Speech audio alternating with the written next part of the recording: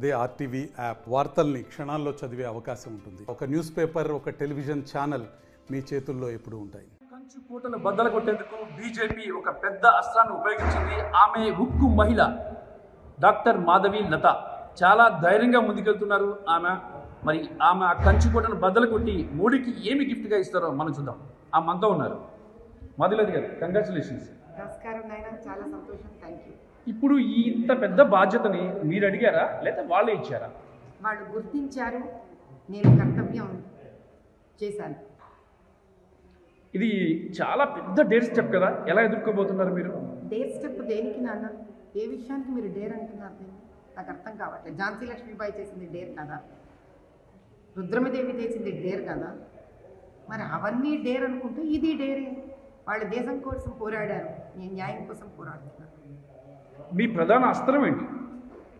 న్యాయం, నిజం, మోసాన్ని తొలగించడం, ప్రజలకు పెట్టిన ఒక మతం అనే పొర మబ్బుని తొలగించడం, అక్కడ జరుగుతున్న అన్యాయాలకు, సమాజానికి విరుద్ధంగా జరుగుతున్న, న్యాయానికి విరుద్ధంగా జరుగుతున్న వీటిల్ని వెలికి తీసుకొని రావడం, అక్కడ ఉన్న ప్రజలకు ధర్మబద్ధంగా, న్యాయబద్ధంగా, యాజ్ పర్ కాన్స్టిట్యూషన్ వాళ్ళకి ఒక జీవితంలో ఒక చక్కటి అవకాశాలను ఇప్పించడం, అది కూడా దేశంలోని ఒక భాగమే అని తెలియచెప్పడం, అక్కడ వాళ్ళకు కూడా ప్రగతి, అభివృద్ధి రుచి చూపించడం, ఇది నా ధ్యేయం.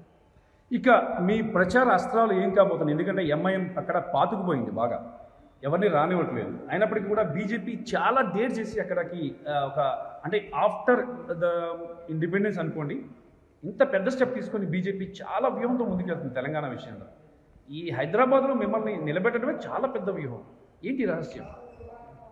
మీ అందరికీ ఏదో అంత పెద్ద వ్యూహంగా అనిపిస్తోంది, కానీ నాకు మాత్రం నిస్వార్థంగా పాత బస్తీలో ఉన్న ప్రతి ఒక్కళ్ళ కోసం అధిష్టానం కూడా తప్పిస్తోంది అనిపిస్తోంది. మనం చూసే ఒక అద్దం బట్టి ఉంటుందన్న మన ఆలోచన. వాళ్ళు చాలా నిస్వార్థంగా ఆలోచించారు అనిపిస్తుంది. ఎందుకంటే కొన్ని ఏళ్లగా కష్టపడుతున్న నన్ను గుర్తించడం అంత సులువు కాదు. అంత నిర్మలంగా, అంత స్వచ్ఛంగా వాళ్ళు గుర్తించడం, వాళ్ళ ఆశయాన్ని నేను నెరవేర్చాలి అన్న ఒక కంకణధారురాల్ని ముందుకు వెళ్తున్నారు. ఇక మీరు హిందూ ధర్మంతో ముందుకెళ్తున్నారు. హిందూ ధర్మం అనేది ప్రధానంగా మీ ఆయుధం కావచ్చు, కానీ అక్కడ పాత బస్తీలో ముస్లిమ్స్ కూడా ఉన్నారు. ముస్లింలు ఏమని ఓటు అడుగుతారు? It is about right to neighborhood parity anadi. This is going to be my statement. Right to neighborhood parity. అంటే మీరు ఏ స్థానంలో అయితే పుట్టి పెరిగి పెద్దవాళ్ళు అవుతారో ఆ స్థానంలో అందరికీ ఉన్నటువంటి అభివృద్ధి మీకు ఉండాలి అనేది ఆ వ్యక్తులు కోరుకోవాలి, మనము కోరుకోవాలి. మీకు పాత బస్తీ వరకు వచ్చేసరికి చూస్తే విద్య లేదు, వైద్యం లేదు, ఉద్యోగాలు లేవు, చక్కటి కాలేజెస్ లేవు, హాస్పిటళ్ళు లేవు, ప్రైమరీ క్లినిక్స్ ఎలాగూ లేవు. దాంతోపాటు మీకు రోడ్లు భయంకరంగా ఉన్నాయి. తద్వారా మీరు చూస్తే కనుక చెత్త, చెదారం, డ్రైనేజ్, మంచినీళ్ళు దొరకవు సరిగ్గా ఎవరికి. అక్కడ పహాడీ షరీఫ్ లాంటివి అయితే కొండలు దిగితే కాళ్ళు వాపలు వచ్చేస్తాయి స్త్రీలకు. ఫ్లైఓవర్స్ లేవు. ఇంక ఎంటర్టైన్మెంట్ అయితే చాలా దూరం నాయన అది. ఇంకా అదే మీరు ఆ ఓల్డ్ సిటీ 7 కాన్స్టిట్యుయెన్సీల పరిధులను కనుక దాటి వెళ్ళడం కనుక చూస్తే మీరు విశేషం ఏమిట్రానంటే విచిత్రమైన డెవలప్మెంట్ మీకు అక్కడ కనిపిస్తుంది. Hyderabad today is a hub of development. అటువంటి హైదరాబాద్ నడుబొడ్డులో ఉన్న పాత బస్తీ లాంటి ఒక కాన్స్టిట్యుయెన్సీ నిజంగానే పాత బస్తీగానే మిగిలిపోయింది. 10 ఏళ్ళు అధికారంలో ఉన్న బీజేపీ, మీరు అన్నారు ఇప్పుడు, అంటే మీరు చెప్పిన దాని ప్రకారం చూసుకుంటే అభివృద్ధితో ముస్లింలు ఓటును అడుగుతామంటారు. అయితే 10 ఏళ్ళ అధికారంలో ఉన్న బీజేపీ పాత బస్తీ కోసం ఏం చేసింది? 10 ఏళ్ళు అధికారంలో ఉన్న బీజేపీ మీకు యూనియన్ లిస్ట్, స్టేట్ లిస్ట్ అని 2 ఉంటాయి కదా. ఆ యూనియన్ లిస్ట్లో ఉన్నవన్నీ బీజేపీ చేసింది. వైద్య రంగంలో వాళ్ళు ఎప్పుడైతే కొన్ని స్కీమ్స్ని అనౌన్స్ చేశారో మనందరికీ తెలుసు. పూర్వం ఇక్కడ ఉన్న టీఆర్ఎస్ గవర్నమెంట్ వాళ్ళు దాంట్లో వాళ్ళు మర్జ్ చేసేసుకున్నారు దాన్ని. ఆ మర్జ్ చేసినప్పుడు ఏ రోజు కూడా వాళ్ళు, ఎందుకంటే విరించి సంస్థలో నుంచి వచ్చిన దాన్ని కాబట్టి నాకు తెలుసు, మేము చాలా తపన పడ్డాము. ఆయుష్మాన్ భారత్ అప్పుడు విడిగా ఆయుష్మాన్ భారత్ మమ్మల్ని పెట్టనివ్వలేదు వాళ్ళు. కాబట్టి నాకు I'm more yes a citizen, నాకు తెలుసు ఏం జరుగుతూ ఉంది అక్కడ. మీకు రాష్ట్రంలోనూ బీజేపీ లేదు. మీ ఎంపీ ఎవరైతే ఎంపీ ఉన్నారో అక్కడ ఎప్పటి వరకు అది బీజేపీ పార్టీ కాదు. వాళ్ళు అసలు రానివ్వలేదు నాయన అక్కడికి. They didn't let come. Swavlamban భారత్లో మీకు ముద్రా లోన్స్ అవి ఇవి ఎన్ని ఉన్నాయో వాళ్ళు రానివ్వలేదు అసలు లోపలికి. మీరు చెప్పండి, అసద్ గారి ఆధ్వర్యంలో ప్రధానమంత్రి గారు ఇచ్చిన ఇన్ని ఆయోజనాలలో మీరు ఆయన వెబ్సైట్కి వెళ్ళి నేను ఇది చేశాను, ప్రధానమంత్రి గారికి తీసుకొని నా ప్రజలకి ఇది ఇచ్చాను అన్నది బయట తీయండి చూద్దాం మీరు అసలు. అంటే దాని అర్థం ఏంటి? మీరు ఎలా ప్రవర్తిస్తున్నారు? మీరు ఒక ఎంపీ స్థానానికి వచ్చినప్పుడు ప్రధానమంత్రి గారు దేశ సంరక్షణలో ఇచ్చిన ఆయోజనల్ని మీరు దాన్ని ముందుకు తీసుకెళ్ళి ప్రజలకు అందించే దాయిత్వం మీకు ఉందా లేదా? ఆయన ఇచ్చగలుగుతారు. ఇక అసదుద్దీన్ ఓవైసీ గారి గురించి వద్దాం.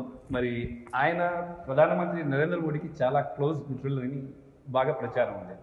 ఈ నేపథ్యంలో ఆ నియోజకవర్గంలో పోటీ చేయబోతున్న మీరు చాలా దూకుడుగా ముందుకెళ్తారా, లేదంటే ఓటు అడగడానికి ముందుకెళ్తారా, గెలవడం కోసం ముందుకెళ్తారా, ఏ రకంగా ముందుకెళ్తారు? అయ్యా, మీరు ప్రధానమంత్రికి అసదుద్దీన్ గారు చక్కటి స్నేహితుడు అన్నారు. అలా చూస్తే నేను ఎక్కడున్నా కూడా అసదుద్దీన్ గారిని బడేబాయ్ అంటాను. దేశంలో కొట్లాడేసుకోవాలనేది కాదు కదా నాయన దృక్పథం. అలా అని ఒక చక్కటి భావంతో మాట్లాడుతున్నాం కదా అని అన్యాయం చేస్తూ ఉంటే అన్యాయం ఒప్పుకుంటామని కాదు కదా. దూకుడు అంటే ఏమిటి? దాని అర్థం ఆలోచన లేకుండా వెళ్ళడమా, ఆలోచిస్తూ పద్ధతిగా ధర్మబద్ధంగా న్యాయంగా వెళ్ళడమా? ధర్మబద్ధంగా న్యాయబద్ధంగా వెళ్ళడం. దానికి దూకుడు ఎందుకు నాన్న? శాంతంగా వివేకవంతంగా ఆలోచిస్తే సరిపోతుంది. దూకిన కింద పడుతుంది. దూకే బాపతి కాదు, నేను పద్ధతిగా వెళ్ళడం. ఇక ఏంటి మేడం, మీసారి ప్రచారంలో ఏ అంశాన్ని ప్రచారస్తులకు తీసుకోబోతున్నారు? అంటే ఎప్పుడు స్టార్ట్ చేయబోతున్నారు ప్రచారం కూడా? మీరు ఈ రోజు ఇంకా స్టార్ట్ చేయాలి అనుకుంటున్నారు. కొన్ని ఏళ్లగా మీరు ప్రచారం అనండి, నేను ధర్మం అనండి, న్యాయంగా ఉండండి, నేను వెళ్ళిపోతూనే ఉన్నాను. వాళ్ళందరికీ తెలుసు వాళ్ళ జీవితాలు ఎలా ఉన్నాయో. ఈరోజు అలిసిపోయి ఉన్నారు, సొలిసిపోయి ఉన్నారు వాళ్ళకి they need justice. They also want to enjoy everything that every citizen of this country is enjoying. నిలబడే వాళ్ళు కావాలి అంతే. ఆ నిలబడడానికి నేను వచ్చాను. నాకు అవకాశం అధిష్టానం ఇచ్చింది. నేను నిలబడతాను వాళ్ళ కోసము. నిలబడి ఈసారి గెలిచి వాళ్ళకి న్యాయాన్ని చేకూరుస్తాను. మోడీ గారికి గిఫ్ట్గా ఇవ్వబోతున్నారా హైదరాబాద్? నాకు ఇద్దరు మహాపురుషులు ఉన్నారు నాయన. ఒకటి మోదీ గారు, ఒక మా రామచంద్రుడు రామ్లల్లా. ఇద్దరికి గిఫ్ట్ నాకు. ఇక మరొక అంశం ఏంటంటే మీరు ఆల్రెడీ ఆ నియోజకవర్గాలు 600 కిలోమీటర్ల పైగా పాదయాత్ర చేశారు. ఏంటి అసలు పాదయాత్ర ఎందుకు చేశారు? అంటే మీరు ముందుగా నుంచే 6 నెలల ముందు నుంచి దీని గురించి ఎక్స్పెక్ట్ చేస్తున్నారా ఇక్కడి నుంచి పోటీ చేయాలని? 6 నెలలు ఎందుకు వచ్చింది నాయన? మీకు చెప్తూనే ఉన్నారు. 365 రోజుల నుంచి ప్రతిరోజు నిరవధికంగా రోజుకు 12-13 గంటలు చేస్తూనే ఉన్నాను పని. నేను పాదయాత్ర 2-3 పద్ధతుల్లో చేశాను. మెడికల్ క్యాంప్స్ అని, దాని తర్వాత బస్తీకి తిరగడం, ఏంటి జీవన విధానం ఏంటి తెలుసుకోవడానికి. ఇది కాక భారత భాగ్య సమృద్ధి యజ్ఞం అనే పేరు మీద భారతదేశానికి, భాగ్యనగరానికి సమృద్ధి కలగజేయాలని 45 రోజుల మహాయజ్ఞం చేయడం జరిగింది పాదబస్తీలో సీతారాంబాబులో.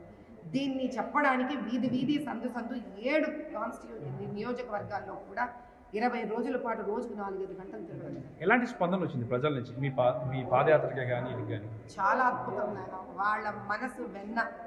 మా పాదబస్తీలో ప్రజలు చాలా మంచి వాళ్ళు, అమాయకస్తులు.